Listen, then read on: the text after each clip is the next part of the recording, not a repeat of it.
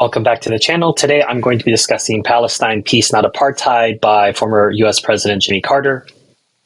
Interestingly, despite the fact that President Carter is a fairly mild-mannered man, he was accused, as per usual, of anti-Semitism when he wrote this book, because as we know, Israel is the most moral state in history. It has never made a mistake, and it can never make a mistake.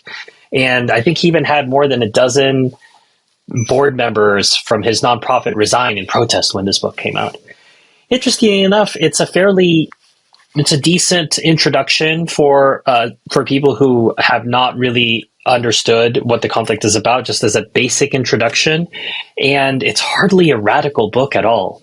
But that's how far things have moved on, that even in 2006, when you write a fairly mild book, you are accused of anti-Semitism. So what's the good news first regarding this book?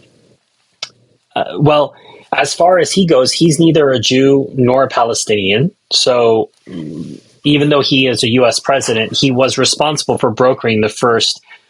He played a major part in brokering the deal between Israel and Egypt, Sadat and Begin. The merits of that is a different conversation. I understand we can get into a conversation about whether that deal should have happened, but he is someone who has worked for peace, and so he has that social capital to spend. He also was a former head of state. So the levels of conversations he was able to have, interestingly, even when he was governor of Georgia and he was visiting Israel on his own, fascinating. And it shows you his own journey as to what he saw as these optimistic early days of Israel in the 60s and 70s, and then what he came to see as president, and then what he's seen since that time. So these characteristics, the fact that you could say he's a neutral party, he's not a Jew or a Palestinian, the fact that he's been a head of state, and the fact that he helped to broker a peace deal, these should all be things that argue in his favor, that this is someone who wants peace for both sides. And I think that comes through in the book.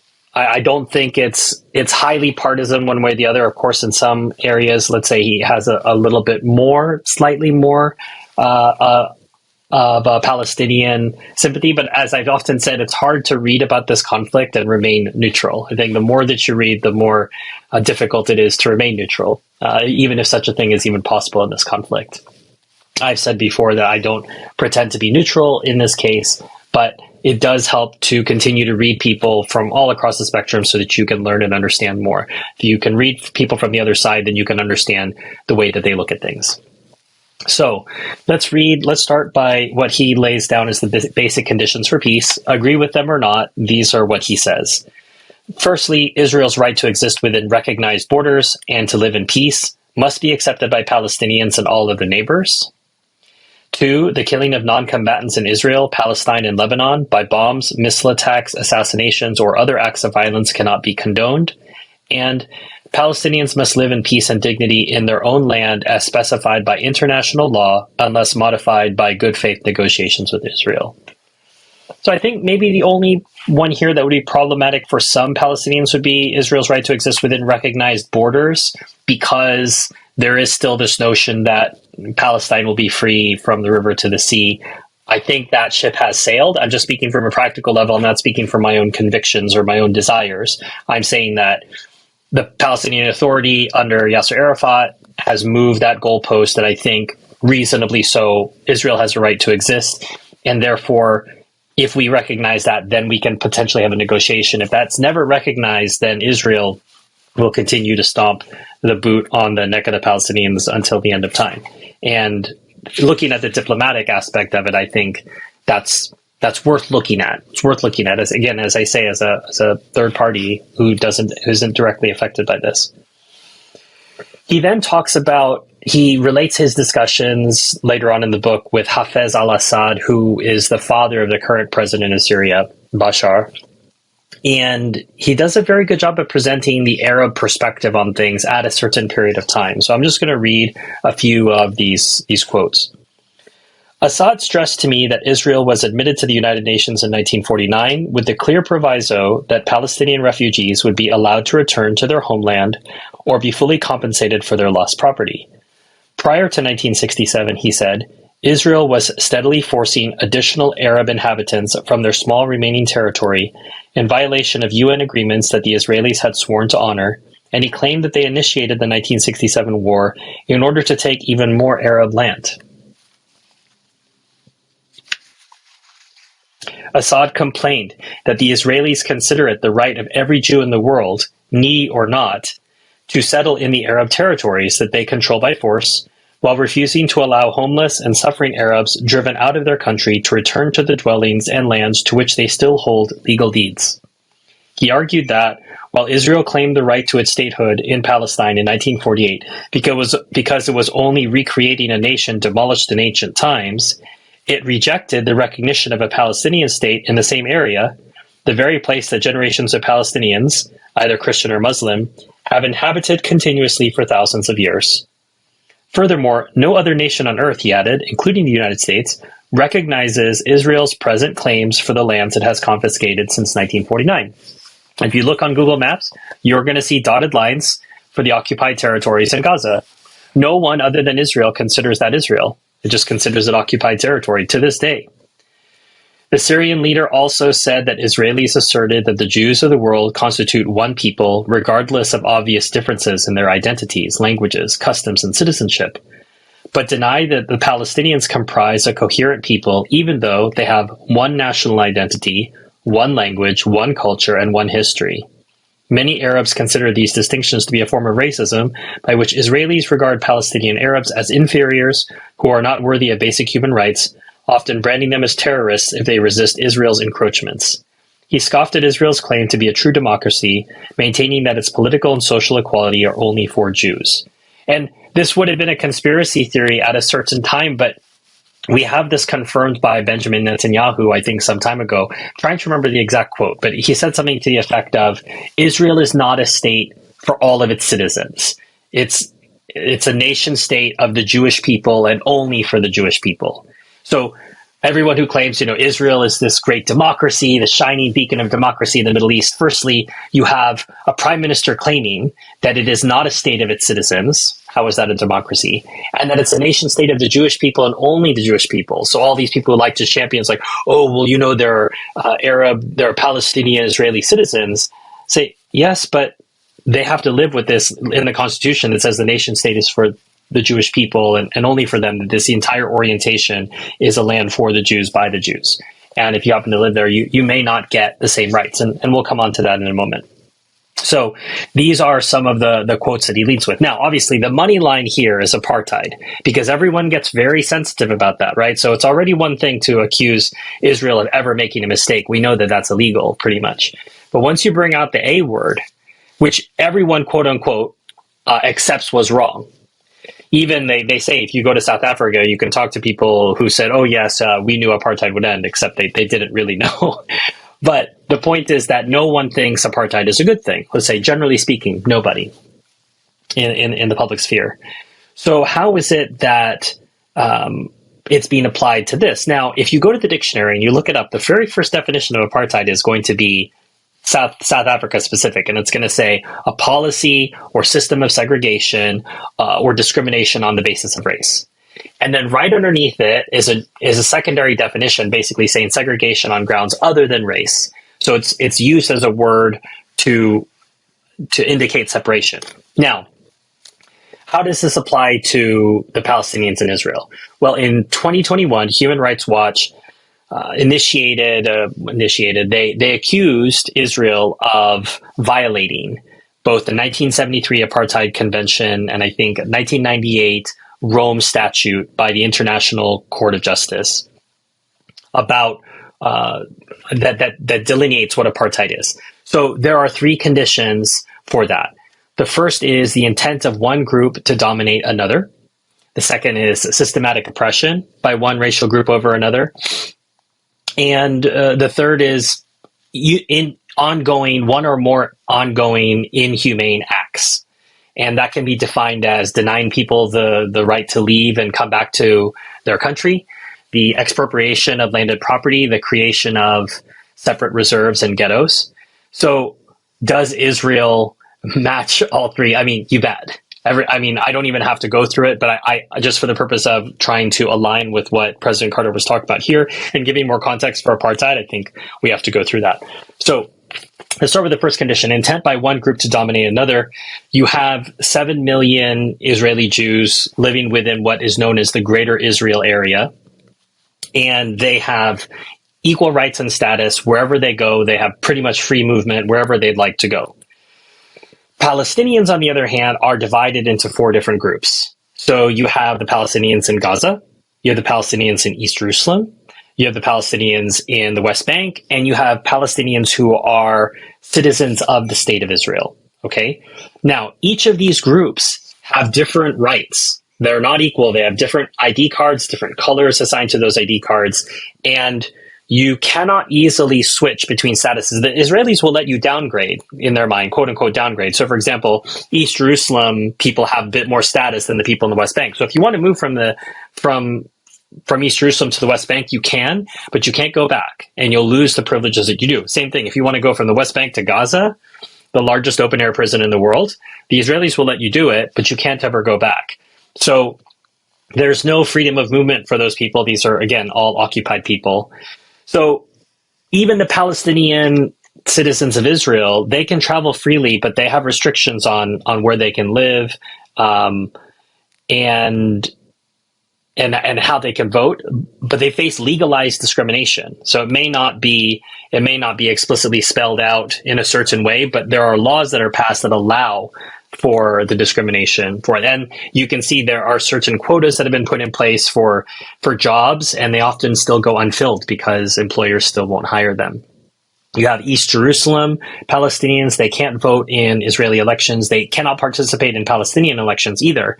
And you have 350,000 Palestinians from East Jerusalem who, even though they may have lived there before the creation of the state of Israel, all they are allowed is permanent resident status. I want you to imagine how crazy that is. You lived in Jerusalem before the state of Israel was created, but you're not allowed to have citizenship.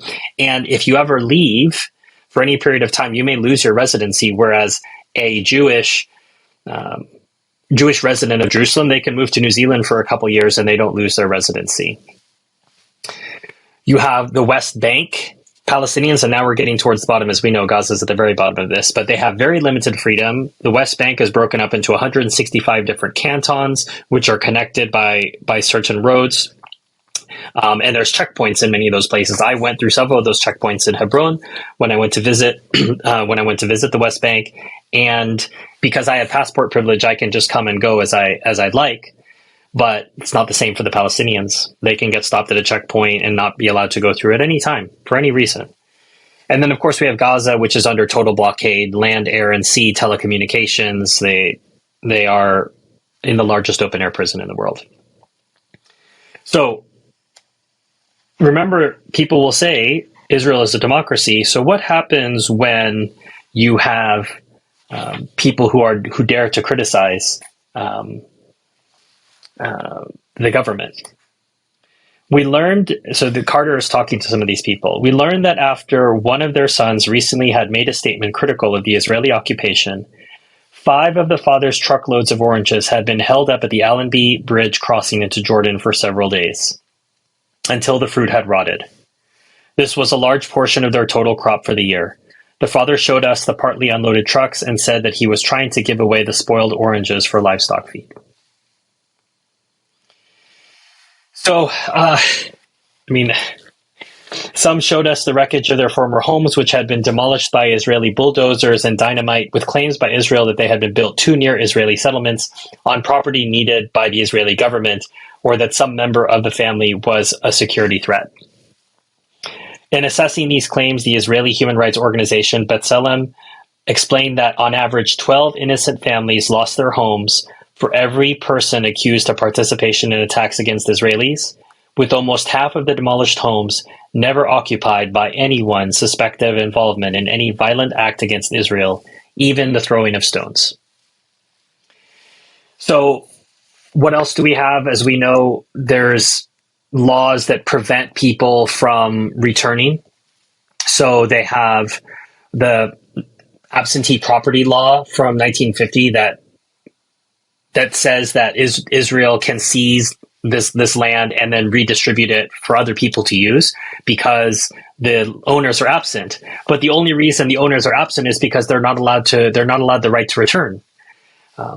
You also have Palestinian communities surrounded by Jewish communities. They can't be connected to other Palestinian communities, and you have large portions of the Galilee and the Negev, which the Israeli state has openly said they're trying to Judaize, meaning they're trying to make sure they demographically balance what is a Palestinian-dominated area. So here I want to read a quote not from the book, but from Haggai Elad, who is the director of B'Tselem. He says, 54 years and counting, this is not a temporary occupation. And this is not a democracy. There is one regime from the river to the sea, and it's an apartheid regime. And I couldn't have said it better myself, and that's why I decided to quote him. So what are some other instances of apartheid? Now that I've somewhat laid the groundwork for that, what does President Carter say? The driving purpose for this forced separation of the two peoples is unlike that in South Africa, not racism, but the acquisition of land. Don't agree that it's not racism only, that it's land acquisition only, but let's continue.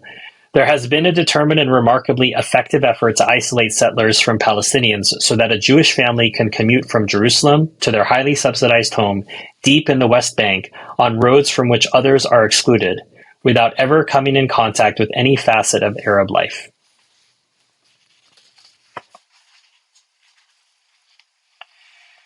Israeli directives state that every Palestinian over the age of 12 living in the closed area has to obtain a permanent resident permit from the civil administration to enable them to continue to live in their own homes. They are considered to be aliens without the right of Israeli citizens. President George W. Bush said, and for the people in the comment section, known leftist, President George W. Bush, said, I think the wall is a problem. Talking about the wall that snakes through the West Bank. It is very difficult to develop confidence between the Palestinians and the Israelis with a wall snaking through the West Bank. Since 1945, the International Court of Justice has functioned essentially as the judicial arm of the United Nations system, and in July 2004, the court determined that the Israeli government's construction of the segregation wall in the occupied Palestinian West Bank was illegal. Even Thomas Bergenthal, the American judge who cast a lone negative vote, largely on procedural grounds, acknowledged that the Palestinians were under occupation and had the right to self-determination, that Israel was obligated to adhere to international humanitarian law, and that there were serious questions whether routing an impenetrable barrier to protect West Bank settlements would qualify as legitimate self-defense. And we have to remember, those settlements are all illegal. They're internationally recognized as illegal, and we're talking about 200 some settlements in the West Bank, all illegal.